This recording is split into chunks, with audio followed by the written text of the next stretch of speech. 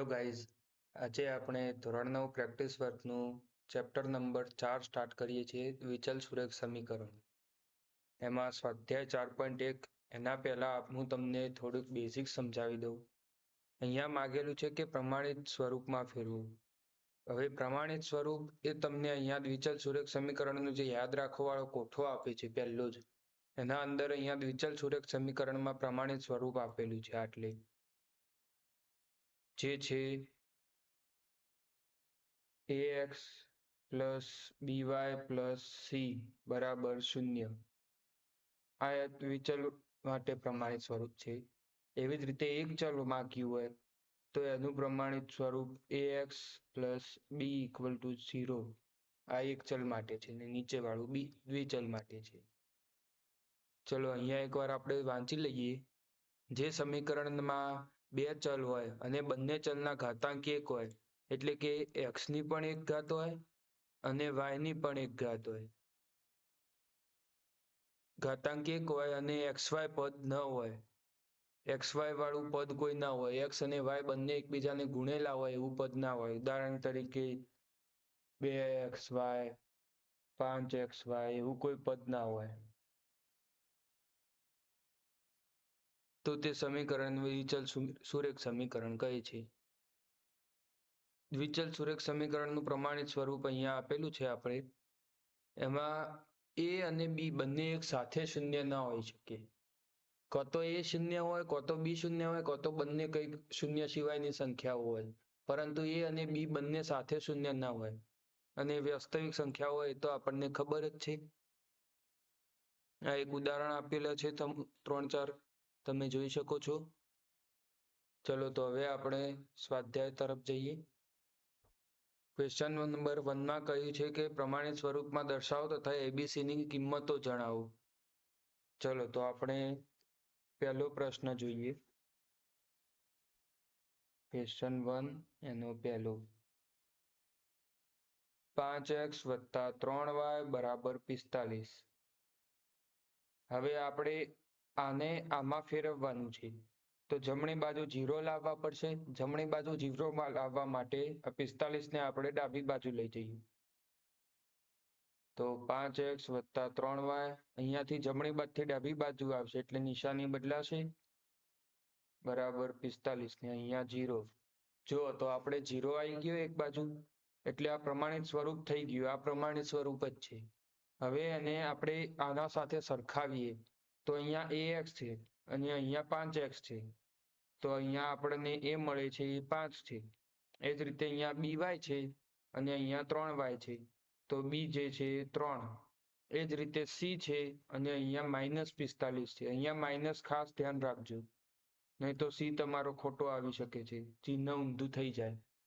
અહીંયા આપણે -45 લખવાનું, ભૂલથી 45 નહીં લખવાનું, કારણ કે અહીંયા પ્લસ c છે પ્રમાણિત સ્વરૂપમાં, એટલે અહીંયા પ્લસ આવવું જોઈએ, પરંતુ પ્લસ નહીં માઇનસ છે, તો આપણે -45 લખી દેવાના છીએ, એટલે માઇનસ માઇનસ પ્લસ થઈ જાય.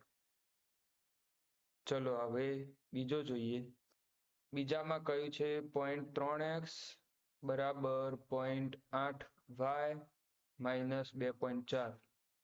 હવે આપણે ગમે તે એક બાજુ 0 કરવો પડશે, બરાબર ની. ચલો તો આ બાજુ આપણે 0 કરીએ તો આ બંનેને આપણે આ બાજુ લઈ જઈએ, તો 0.3x -0.8y અને +2.4 = 0. હવે અહીંયા 0 આવી ગયું, એટલે હવે આપણે આને પ્રમાણિત સ્વરૂપના સાથે સરખાવીએ તો આ ax એટલે a આવી જાય 0.3, આ bx, પરંતુ અહીંયા પ્લસ bx હોવા જોઈએ, એના બદલે અહીંયા -0.08 છે, તો b બરાબર -0.08. એ જ રીતે c છે 2.4. ચલો એના પછીનો જોઈએ. એના પછી છે x બરાબર 2/5y વત્તા 10. આમાં પણ આપણે આને આ બાજુ લઈ જઈએ, એટલે x -2/5y ઓછા 10 બરાબર 0. આ પ્રમાણિત સ્વરૂપ આવી ગયું. હવે આને આના સાથે સરખાવીએ તો a મળે છે 1, b મળે છે -2/5 અને સી મળે છે -10. ચોથો દાખલો જોઈએ. હવે તમે જાતે પણ કરી શકો છો, તો હું તમને એકવાર બધા કરાવીને બતાડી જ દઉં. અહીંયાથી 18 ને આ બાદ લઈ જઈએ એટલે -18 થશે. ત્યાં 0 આવશે. આ પ્રમાણિત સ્વરૂપ આવી ગયું. તો અહીંયા એ છે પાઈ, બી છે -3 અને સી છે -18. અહીંયા તમારે પહેલા પ્રમાણિત સ્વરૂપ લેવાનું. એ હોય x નો સહગુણક, બી હોય y નો સહગુણક અને સી હોય છેલ્લો જે અચળ પદ હોય. ચલો પાંચમો જોઈએ.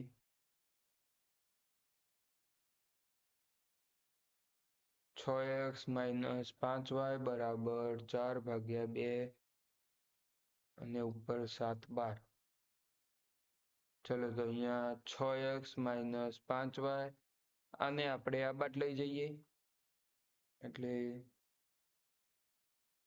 આ પ્રમાણે સ્વરૂપ આવી ગયું. હવે x નો સહગુણક એટલે 6, y નો સહગુણક એટલે -5 અને અચળ પદ એટલે -4.27/12. છઠ્ઠો જોઈએ. 2y - 3x બરાબર 14. 14 ને આપણે આ બાદ લઈ જઈએ તો 2y - 3x - 14 બરાબર 0. હવે આપણે અહીંયા આગળ y વાળું છે પદ છે અને પાછળ x વાળું છે, તો આપણે એ તો x નો જ સહગુણક લેવાનો. મતલબ કે અહીંયા એ -3 આવશે અને બી આવશે 2 અને સી આવશે -14. એના પછીનું જોઈએ. y બરાબર x + 5. એના અંદર આપણે આને આ બાદ લઈ જઈએ એટલે y - x - 5 બરાબર 0. આ પ્રમાણિત સ્વરૂપ છે. x નો સહગુણક એટલે -1, y નો સહગુણક એટલે 1 અને અચળ પદ એટલે -5c. આઠમો જોઈએ. 3x બરાબર 2y વત્તા 1.5 અને 12. હવે આને આપણે આ બાદ લાવી દઈએ. 3x - 2y - 1.5 12 બરાબર 0. આ પ્રમાણિત સ્વરૂપ આવી ગયું. તો હવે a બરાબર x નો સહગુણક, b બરાબર y નો સહગુણક અને c બરાબર અચળ પદ. આની સાથે તમારું પહેલું સ્વાધ્યાયનો પહેલો પ્રશ્ન પતી જાય છે. હવે આપણે એન પછીનો પ્રશ્ન છે. એમાં કહે છે દરેક સમીકરણને દ્વિચલ સુરેખ સમીકરણ તરીકે પ્રમાણિત સ્વરૂપમાં દર્શાવો. હવે અહીંયા તમે દરેક સમીકરણ જોઈ શકો છો. એના અંદર કો તો x છે કો તો y છે. બંને x ને y ભેગા નથી. એટલે આપણે જે ના હોય એને સહગુણક 0 લઈ લઈશું. ઉદાહરણ તરીકે ચલો આપણે પહેલા દાખલાથી સ્ટાર્ટ કરીએ. 5x બરાબર -10 આપેલ છે. અહીંયા આપણને y નથી આપ્યો, એ દેખાય જ છે. તો આપણે 5x વત્તા y નો સહગુણક 0 લઈ લઈએ બરાબર -10 લખીએ. આવા -10 ને આ બાદ લાવીએ એટલે 5x વત્તા 0y વત્તા 10. આ પ્રમાણિત સ્વરૂપ થઈ ગયું. એ જ રીતે બીજો જોઈએ. 5x બરાબર 3.14. હવે પહેલા તમે આને આ બાદ પણ લાવી શકો છો. ચલો આપણે પહેલા એકવાર એ રીતે કરી જોઈએ. એટલે આને પહેલા 3.14 ને આ બાદ લાવીએ બરાબર 0. હવે 5x વત્તા y નો સહગુણક 0 અને 3.14 બરાબર 0. આ પણ થઈ ગયો.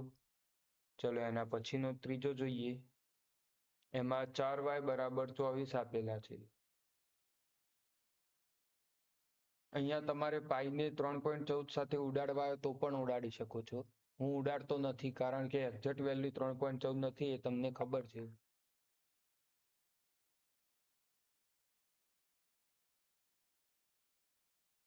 ચલો તો એ જ રીતે અહીંયા ઉડી શકે છે કારણ કે અહીંયા 4 છે અને અહીંયા 24 છે.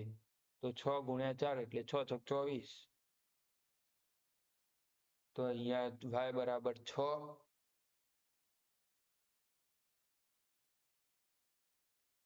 હવે આ 6 ને આપણે આ બાદ લઈ જઈએ એટલે y - 6 બરાબર 0. હવે આપણે x નો સહગુણક 0 કરી દઈએ એટલે આ આપણું સમીકરણ બની ગયું. એ જ રીતે ચોથો જોઈએ. ચોથામાં કહ્યું છે 3y બરાબર -11. -11 ને આપણે આ બાદ લઈ જઈએ એટલે 3y + 11 બરાબર 0. અહીંયા x નથી માટે x નો સહગુણક 0 કરીને એમના એમ લખી દઈએ એટલે આ સમીકરણ બની ગયું. ચલો તો એના પછીનો દાખલો જોઈએ. એના પછીનો દાખલો છે ક્વેશ્ચન નંબર 3. એમાં તમને કહ્યું છે કે 3 મોસંબી તથા 6 નારંગીની કુલ કિંમત 210 થાય. આ વિધાનને દ્વિચલ સુરેખ સમીકરણ સ્વરૂપે દર્શાવો. ચલો તો અહીંયા આપણે મોસંબી છે, મોસંબીને x તરીકે દર્શાવીએ અને નારંગીને y તરીકે દર્શાવીએ. તો 3 મોસંબી એટલે 3 × x વત્તા 6 નારંગી એટલે 6 × y. આનો જે કુલ કિંમત થાય છે એ 210 છે. મોસંબીની પ્રાઇસ એક મોસંબીની કિંમત છે x રૂપિયા છે, એમ જ એક નારંગીની કિંમત y રૂપિયા છે. તો આપણે ટોટલ 3 મોસંબી લીધી તો 3 × 1 મોસંબીની કિંમત એટલે 3 × x. એ જ રીતે નારંગી માટે 6 × y. હવે આપણે આને સમીકરણ બનાવવું હોય તો આપણે ક્વેશ્ચન નંબર 1માં જે રીતે કર્યું એ જ રીતે કરવાનું છે. તો 3x + 6y બરાબર 210 આપેલા હોય તો આનું પ્રમાણિત સ્વરૂપમાં લઈ જવું હોય તો આપણે 210 ને આ બાદ લઈ જઈશું એટલે 3x + 6y - 210 બરાબર 0. આ પ્રમાણિત સમીકરણ મળી ગયું. ચલો એ રીતે ચોથા નંબરનો જોઈએ. રમકડાની દુકાનમાં એક બેટની કિંમત એક બોલની કિંમત કરતાં 5 ગણી છે. એક બેટની કિંમત એ બોલની કિંમત કરતાં 5 ગણી છે. ચલો અહીંયા આપણે એક બેટની કિંમતને આપણે x વડે દર્શાવીએ અને બોલની કિંમતને y વડે દર્શાવીએ. બંને એક જ છે. આપણને આપેલું છે કે એક બેટની કિંમત બોલની કિંમત કરતાં 5 ગણી છે. એટલે બેટની કિંમત x અને બોલની કિંમત y. x એ y કરતાં 5 ગણો છે. સીધી રીતે આપણે એ રીતે જ કહી શકીએ કે એક બેટની કિંમત એ બોલની કિંમત એટલે y કરતાં 5 ગણી છે. હવે આને પ્રમાણિત સ્વરૂપમાં ફેરવવું હોય તો x - 5y બરાબર 0 તરીકે પણ લખી શકાય અથવા 5y - x બરાબર 0 પણ લખી શકાય. પરંતુ આપણને x સાગળ હોય એ સારું લાગે એટલે આપણે આ નથી લખતા. ચલો તો આજ માટે આટલું જ રાખીએ. હવે આપણે આગળનો સ્વાધ્યાય નેક્સ્ટ વિડીયોમાં જોઈશું. ત્યાં સુધી તમે પ્રેક્ટિસ કરતા રહેજો અને ભૂલી ના જાઓ એનું ખાસ ધ્યાન રાખજો. ચલો ત્યાં સુધી બાય બાય.